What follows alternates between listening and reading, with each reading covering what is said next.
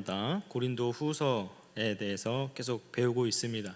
고린도 후서에서 바울이 계속해서 말하고자 하는 것은 자기가 하나님의 성령으로 인해서 계속 일하고 있고, 그 다음에 그 확신에 대해서 계속해서 언급하면서 사도권을 변호하고, 그리고 자신의 사역이 얼마나 정당한지를 계속 설명하고 있는 부분입니다.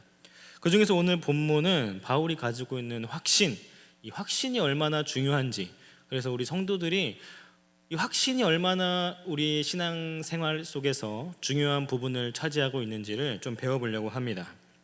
여러분, 우리가 주일 예배 때 3주간 구원에 이르는 확신에 대해서 배웠습니다. 좀 잘 기억하고 계시리라고 믿습니다. 그래서 우리의 믿음에는 이런 확신이라는 열매가 굉장히 중요합니다. 왜 그렇습니까? 확신은 단지 우리가 언젠간 천국에 가겠지라는 이런 막연한 낙관이 아니라 지금 이 땅에서 우리의 신앙과 삶을 움직이는 힘이 되기 때문입니다. 무엇보다 이러한 확신은요, 우리의 기쁨과 위로를 온전하게 합니다. 요한 1서의 목적이 영생을 얻게 하려는 것에서 멈추지 아니하고 그 영생이 너희에게 있음을 알게 하렵니다 라고 하는 이유가 바로 여기에 있는 것이죠. 구원 그 자체가 복이기도 하지만 우리가 그 복을 실제로 소유하고 있다라는 이 사실을 자각했을 때 비로소 성도의 기쁨이 충만해진다라는 것이죠. 구원은 우리의 실제 상태에 대한 문제이고, 확신은 그 상태를 알고 누리는 것에 관한 문제이기 때문입니다. 구원의 확신은 내가 얼마나 귀한 것을 가지고 있는지를 알게 하고 우리의 삶을 더욱 신중하고 거룩하게 만듭니다. 물론 구원의 확신은 구원을 얻기 위한 조건도 아니고 참된 믿음을 가졌다고 할지라도 강한 확신이 없을 수 있습니다. 그런 의미에서 믿음은 그리스도를 붙잡는 손이라면 확신은 그 손이 진짜 그리스도를 붙잡고 있는다라는 것을 깨닫게 되는 눈이라는 것이죠. 손이 있어야 눈이 제 기능을 할 수 있고, 눈이 떠지면 손은 더 담대하게 붙잡게 된다라는 의미입니다. 그런 의미에서 확신은 이미 받은 구원을 풍성하게 누리는 복락의 핵심 요소라는 것이죠. 그래서 확신을 누리는 성도들은 이렇게 말할 수 있는 것입니다. 살아도 주를 위하여, 죽어도 주를 위하여. 살면 하나님의 사랑 안에서 담대하고 기쁘게 살아가는 것이고, 죽으면 확실한 영광의 소망 안에서 평안히 주님께 돌아갈 수 있다라는 고백을 한다라는 것이죠. 그런 의미에서 확신을 누리는 성도는 사나 죽으나 유익한 사람이라는 것입니다. 따라서 천국 소망을 가진 성도라면 그 소망에 걸맞게 이 땅에서 어떤 정체성을 살아가야 하는지, 죄의 세력과는 그럼 왜 이렇게 끊임없이 싸워야 하는지에 대한 분명한 동기와 확신을 가지고 있어야 된다라는 것입니다. 우리가 오늘 살펴본 본문에서도 사도 바울은 바로 이 확신의 중요성을 설명하면서 우리가 어떤 존재로 부름을 받았고 또 어떤 확신을 가지고 이 땅에서 하나님의 나라의 사역을 감당해야 되는지를 분명하게 보여주고 있습니다. 확신이라는 건 단순히 우리가 언젠간 천국에 가겠지라는 막연한 확신에 머무르는 것이 아니라 지금 이 땅을 살아가는 성도가 붙잡아야 할 확신을 말한다라는 것이죠. 그리고 그 확신이 우리의 기쁨과 교제와 거룩과 사역을 어떻게 바꾸어 가는지 깨닫는 은혜가 있기를 간절히 소망합니다. 바울은 고린도후서에서 먼저 자신을 공격하는 적대자들과 그의 사도권을 의심하는 사람들에게 한 가지를 계속 강조하고 있습니다. 그것은 아까도 말했다시피 자신의 사역은 결코 자신의 생각이나 능력에서 나온 것이 아니라 성령의 이끄심으로 감당하고 있는 사역이라는 것이었습니다. 그래서 오늘 본문의 앞부분을 보면은 거짓 사도들은 자기들의 사도권의 그 권위를 드러내면서 바울의 권위를 깎아내리기 위해서 추천서의 문제를 들고 나오는 모습을 볼 수 있습니다. 바울에게는 추천서가 없다는 사실을 꼬투리 잡아서 바울은 진짜 사도가 아니고 스스로를 내세운 거짓 전도다라고 비난하고 있는 것입니다. 그래서 바울은 이렇게 대답합니다. 오늘 본문 말씀 2, 3절 말씀인데, 너희가 곧 우리의 편지다라고 말하면서 고린도 성도들이야말로 진짜 하나님의 살아계신 영으로 기록된 그리스도의 편지라고 하면서, 더 나아가서는 고린도 교회 자체가 바울의 사도직이 참되다라는 가장 분명하고 눈에 보이는 추천서라는 사실을 바울이 계속 강조하고 있는 것입니다. 그리고 이어지는 4절과 5절을 통해서 바울은 이 같은 확신이라는 표현을 사용하면서 자신의 사도직의 확신이 사람의 추천서나 인간의 조건이 아니라 하나님께로부터 온 능력과 약속에 근거하고 있다라는 사실을 분명히 밝힙니다. 이러한 말씀을 통해서 바울이 어떤 근거 위에서 확신을 갖게 되었는지를 볼 수 있는데요, 4절과 5절 말씀을 보면은 이 확신은 우선 하나님으로부터 오는 것이어야 한다라는 사실을 강조합니다. 4절을 보면 확신이 있으니 라고 말하고, 5절을 보면 우리의 만족은 오직 하나님께로부터 나느니라 라고 말합니다. 물론 고린도 교회 안에는 여러 문제와 끊임없는 방해와 핍박이 계속되었음에도 바울은 결국 고린도 교회의 사역이 실패로 끝나지 않고 사역의 열매를 맺게 되었는데, 결코 이것이 자기에게서 난 것이 아니며 오직 하나님으로부터 온 것임을 강조하고 있는 것입니다. 그렇습니다. 우리가 이 땅에서 살아가야 할 확신, 그 확신은 먼저는 하나님께로부터 오는 것이어야 합니다. 오직 하나님의 능력과 권능으로 말미암아 이 땅에서 합당한 열매로 맺고 있다는 사실을 믿으시길 바랍니다. 모든 것이 하나님께로부터, 하나님의 능력으로 우리는 모든 사역 그리고 이 땅에서의 삶을 감당해야 한다라는 것입니다. 그런데 우리는 하나님의 능력이 아닌 나의 능력을 드러내야 하는 이 세상의 가치관과 진리를 그대로 교회에 가지고 옴으로써 숫자로 성과를 내야 하고 부흥이 있어야 되고, 또 교회 안에서 내가 돋보여야 하고 모든 일을 잘 해내야 한다라는 생각으로 사역을 감당할 때가 많습니다. 그래서 수많은 교회들이 진리와 말씀을 강조하기보다는 프로그램과 행사에 집중하는 모습을 보입니다. 물론 그것들이 잘못되었다라는 것은 아닙니다.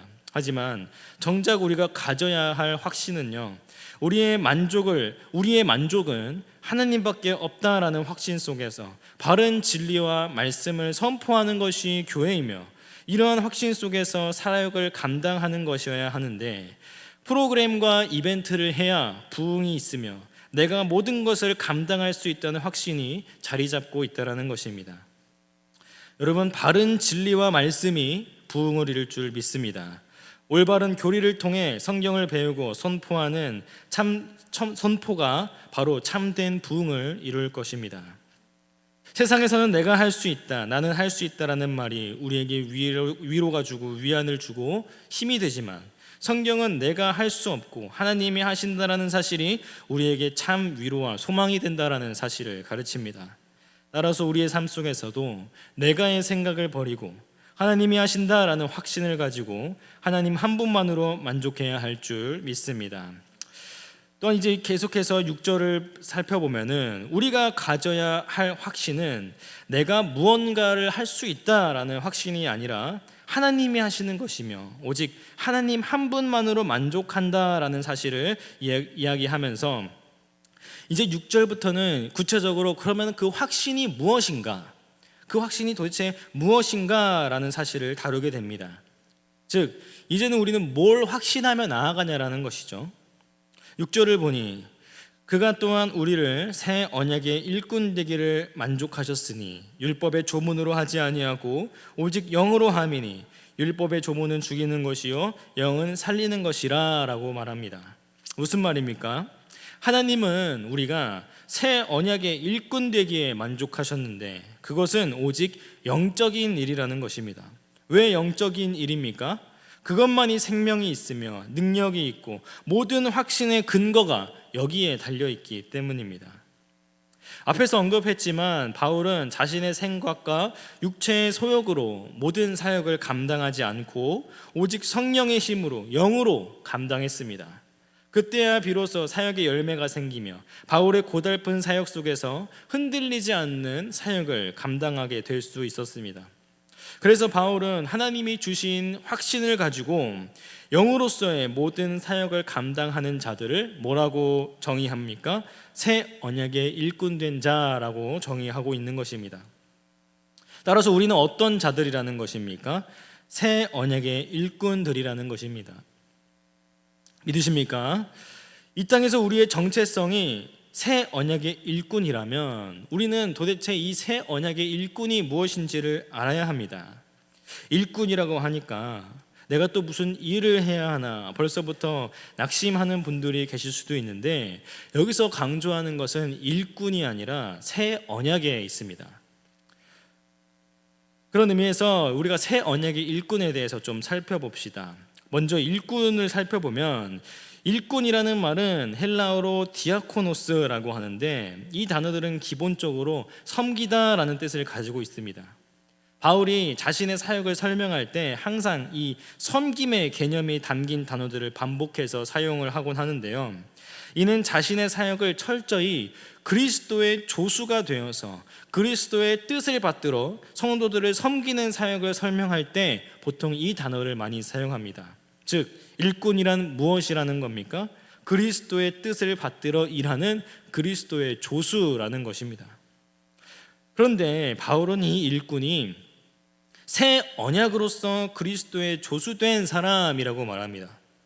여러분은 왜 바울은 그냥 조수, 일꾼, 그리스도의 조수라고 하면 되는데 왜 언약이라는 말을 썼을까요? 이는 언약의 의미를 살펴보면 그 이유를 알 수 있습니다. 여러분, 언약이 무엇입니까? 우리말에는 언약과 비슷한 말로 계약이 있습니다. 계약의 기본 의미는요, 쌍무협정입니다. 즉, 계약 당사자들이 서로 조건을 주고받는 관계라는 것이죠. 그런데 문제는 성경에서 하나님과 인간의 관계를 설명할 때 이 계약이라는 개념을 그대로 쓰면 이 원어의 뜻, 언약의 충분한 의미를 담지 못한다라는 것입니다. 왜냐하면 우리가 이전에 언약 시리즈를 좀 공부해봐서 알겠지만 성경에서 말하는 언약은 쌍무협정이 아니기 때문입니다. 그럼 바울 당시에도 이 계약에 해당하는 단어가 있었습니다. 그것은 바로 히브리어로 쉰테케라는 말입니다. 이 쉰테케라는 이 계약이라는 단어는 쌍무협정을 의미해요. 그런데 여기서 바울은요, 언약이라는 말을 번역하면서 이 쉰테케라는 단어를 사용하지 않았습니다. 대신에 전혀 다른 단어인 디아데케라는 단어를 사용했는데 이 디아데케라는 단어의 기본 뜻은 유언입니다. 유언. 조금 의외처럼 보이겠지만 바울은 이 언약을 표현하면서 디아데케, 즉 유언이라고 말을 선택한 이유는 유언이 가진 두 가지 특징이 이 언약의 성격을 잘 설명해 주기 때문입니다. 여러분, 유언의 첫 번째 특징은 무엇입니까? 바로 쌍무협정이 아니라 편무협정이라는 겁니다. 유언은 하는 쪽이 모든 조건을 다 정하고 받는 쪽은 그것을 받거나 거부할 수 있을 뿐입니다. 유산을 받는 사람은 그 내용에 조건을 붙이거나 수정할 권리가 없습니다. 바로 이 점이 하나님과 성도의 언약 관계를 설명하는 데 결정적인 도움을 줍니다. 하나님이 인간에게 말씀하실 때 하나님은 우리의 인간에게 의견을 물어보시는 것이 아니라 하나님의 뜻을 일방적으로 선포하셨다는 것입니다. 여러분, 두 번째 유언의 특징은 무엇입니까? 유언은 죽어야지만 효력이 발생한다라는 것입니다. 살아있는 동안에는 이 유언이 집행되지 않습니다. 마찬가지로 하나님이 주신 구원의 약속은 예수 그리스도의 십자가 죽음을 통해서 실제 효력을 발휘한다라는 것이죠. 예수님이 죽으심으로써 언약의 유언이 집행된 것입니다. 따라서 바울이 왜 하나님의 일꾼이 언약의 일꾼이라고 말했는가라고 한다면 우선 본질적으로 우리와 하나님과의 관계는 언약으로 맺어진 관계라는 점을 강조하기 위함입니다. 여러분, 이건 결혼이랑도 조금 비슷한 내용인데요, 가만히 생각해 보면 참 신기합니다.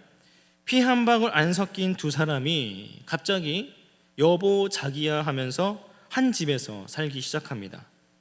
그런데 여러분, 같이 그렇게 살다 보면 어떻습니까? 이제는 공기의 흐름만 봐도 상대방의 기분을 파악할 수 있다고 하지 않습니까? 사실 저는 아직 그 단계까지는 가보지는 못했습니다. 그러나 저도 이제 1년 정도 이제 생활을 하다 보니 공기의 흐름은 잘 파악하지 못해도 이제 말투나 또 걸음의 어떤 진동이라고 할까요? 그런 진동 같은 거를 느낄 때, 이 아내가 지금 기분이 좀 별로구나 라는 사실을 조금 감지하기 시작했습니다. 그래서 이제 그런 조금 평소와 다른 걸음걸이와 또 숨소리와 이런 것들을 들을 때 저에게는 어떤 생각이 드냐, 이제는 내가 쓰레기를 버릴 때가 됐구나, 빨래를 안 돌린 게 있구나, 혹은 빨래를 돌렸는데 좀 잘못 돌린 게 있구나 라는 생각을 갑자기 하게 됩니다. 물론 제가 너무 이렇게 노예처럼 살아간다는 건 아닙니다. 되게 행복하게 살아가고 있지만 그런 거라는 거죠. 1년밖에 살지 않았는데 어떻게 그렇게 잘 알 수 있겠습니까? 어떻게 그렇게 그런 사이가 가능한 겁니까? 가능한 게 된 겁니까? 피 한 방울도 안 섞인 사람들끼리. 바로 우리가 결혼할 때 나눈 혼인 서약이라는 것 때문일 겁니다. 좋을 때나 힘들 때나 병들 때나 건강할 때나 서로 사랑하겠다라고 서약하면서 부부는 기분 좋을 때만 사랑하고 함께 할게요 라는 게 아니라 어떤 상황에서든지 끝까지 함께 하겠다라는 이 언약적 관계로 들어갔다라는 것이죠. 물론 우리가 이 서약 때문에 서로 사랑해야지라는 말을 하고자 하는 게 아닙니다. 약속으로 맺어진 관계 안에서 서로를 포기하지 않고 사랑하겠다고 헌신하는 관계적인 의미를 담기 위해서 이렇게 얘기를 한 것입니다. 마찬가지로 하나님과의 우리와의 관계도 그런 계약서 한 장짜리의 거래 관계가 아니라 하나님께서 먼저 맺어주신 언약 관계라는 사실이라는 겁니다.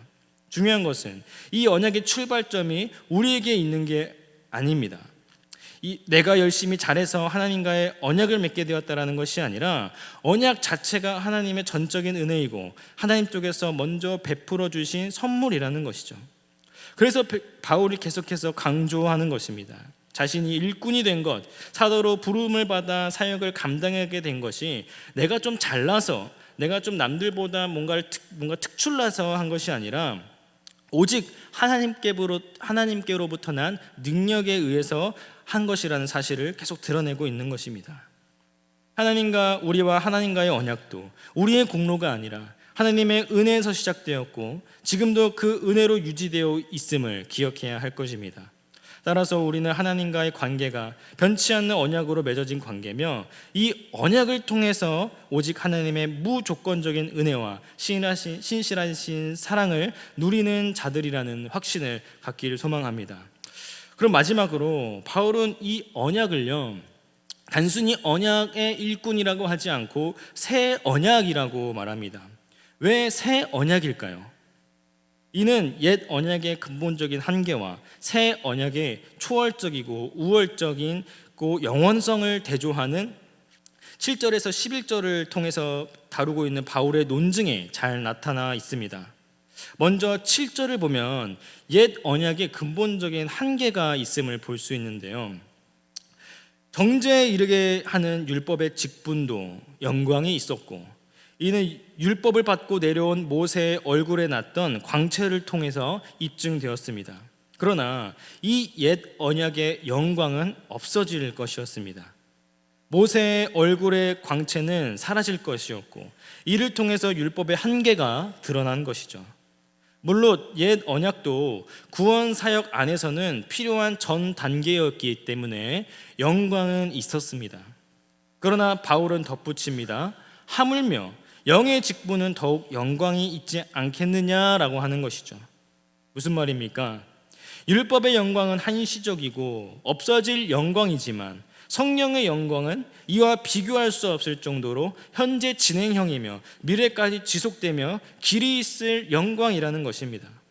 새 언약으로서의 영광은 옛 언약의 영광보다 훨씬 능가하며 해에 가려진 달빛처럼 옛 영광을 빛나지 않게 만든다라는 것이죠. 그래서 9절에서 11절에서는 이렇게 말합니다. 정죄의 직분도 영광이 있은즉 의의 직분이 영광이 더욱 넘치니라.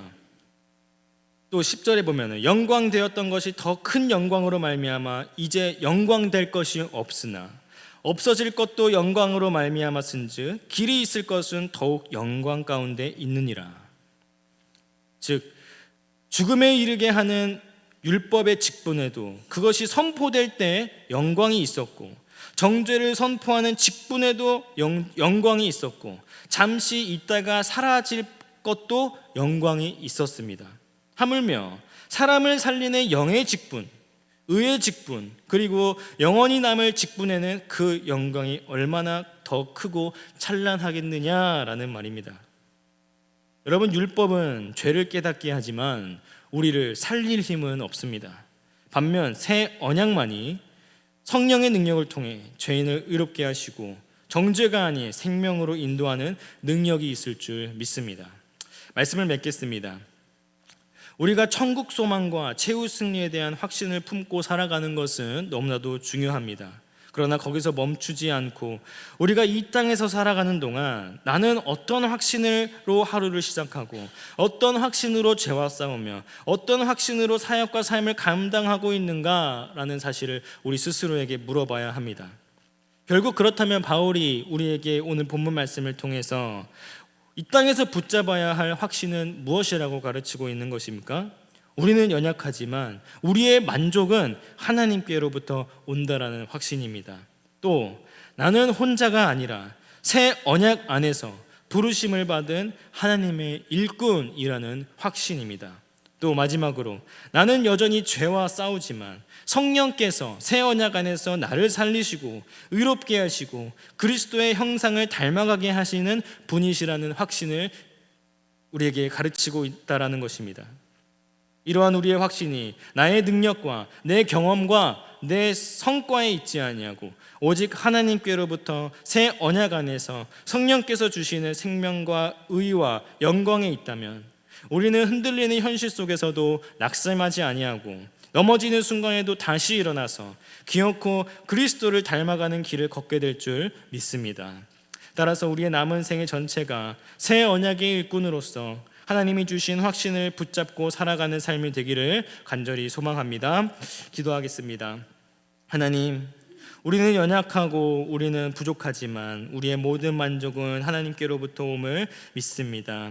우리는 새 언약 안에서 하나님의 부르심을 받은 하나님의 일꾼 되었다라는 사실을 기억하여 여전히 이 땅에서 싸우고 부족하고 많이 넘어지지만 그 순간에도 다시 일어나 그리스도를 닮아가는 하나님이 주신 확신을 붙잡고 살아가는 삶으로 나아가는 우리가 될 수 있도록 인도하여 주시옵소서. 감사하며 예수님의 이름으로 기도드립니다. 아멘.